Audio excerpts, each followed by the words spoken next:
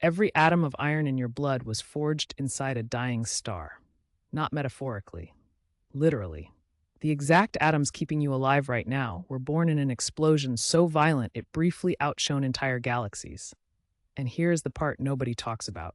For a fraction of a second during that explosion, conditions existed inside that collapsing star that physics says should have been impossible to survive. Yet something did survive. Something always does. What if that something could have been you? This is not a question about science fiction. This is a question about the most extreme physics our universe has ever produced and what it would actually mean to exist at the boundary between creation and total annihilation. Stay with us, because by the end of this, you will never think about your own existence the same way again. Let us start with what a supernova actually is, because most people get this completely wrong. A supernova is not simply a star exploding outward. It begins as a catastrophic collapse inward. A massive star, at least 8 times the mass of our own sun, has spent millions of years burning through its nuclear fuel. When it finally exhausts that fuel and can no longer support itself against gravity, the core collapses. In less than 1/4 of a second, a core roughly the size of Earth shrinks down to a sphere just 20 kilometers across. That is smaller than most major cities. During that collapse, the density becomes so extreme that a single teaspoon of the core material would weigh roughly 1 billion tons. Temperatures inside the collapsing core reach over 100 billion degrees Celsius.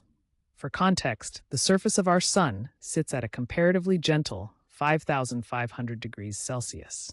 We are talking about conditions that exceed the surface temperature of the sun by a factor of nearly 20 million.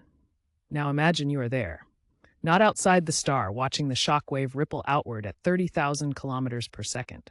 Inside, in the core itself. Here is where the physics becomes genuinely extraordinary. In those first milliseconds of collapse, the core transitions into something called a neutron star. Electrons and protons are crushed together so forcefully that they merge, producing neutrons and releasing an almost incomprehensible flood of particles called neutrinos. In roughly 10 seconds, a collapsing stellar core releases more energy in neutrinos alone than our sun will radiate in its entire 10 billion year lifetime. More energy than that, in 10 seconds. These neutrinos pass through almost everything. Rock, steel, planets, even entire stars are essentially transparent to them. Quadrillions of neutrinos from past supernovae are passing through your body right now, every single second, and you feel absolutely nothing. If you are enjoying this journey through the most extreme physics in the universe, go ahead and hit that like button and subscribe. We explore questions like this every week, questions that push the boundaries of what we think we know. Back inside our collapsing star, the surviving you would need to be protected by something so exotic that it does not exist in normal matter. Physicists have theorized about what they call quark-gluon plasma, a state of matter that existed microseconds after the Big Bang and may briefly form again inside the most extreme stellar cores. In this state, the very building blocks of protons and neutrons come apart, and matter exists as a kind of primordial soup that the entire universe was once made of. If you could somehow exist within that state, shielded from the neutrino flood by hypothetical physics we have not yet fully described, you would witness something that has happened only a handful of observed times in recorded human history. The last supernova visible to the naked eye from Earth occurred in the year 1987, catalogued as Supernova 1987A, located 168,000 light-years away in the Large Magellanic Cloud. Even from that extraordinary distance, it burned bright enough to see without a telescope. From the inside, the shock wave generated by the collapsing core would rebound outward at speeds that beggar imagination, tearing through the outer stellar layers and blasting them into space. The elements created in those final moments, iron, nickel, gold, uranium, all the heavy elements that rocky planets and living creatures are made of, scatter into the cosmos. Some of those scattered atoms, billions of years later, end up in a solar nebula, then a planet, then an ocean, then a living cell, then you. This is the part that rewrites everything.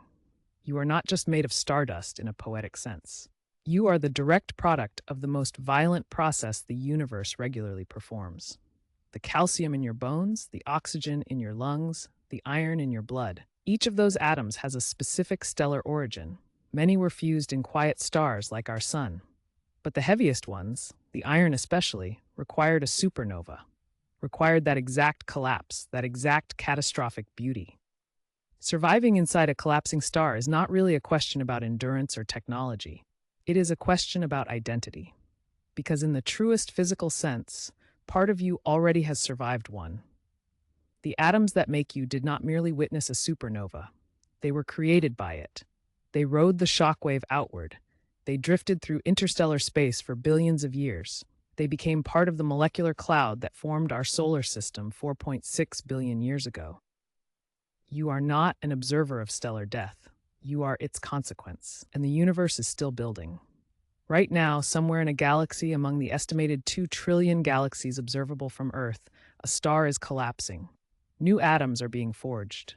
New shockwaves are racing outward. New material for future planets, future oceans, future life is being scattered into the void. The physics of destruction and creation are not opposites. They are the same process, seen from different moments in time. The next time you look up at a night sky and see a star, remember, you are not looking at something distant and separate from you.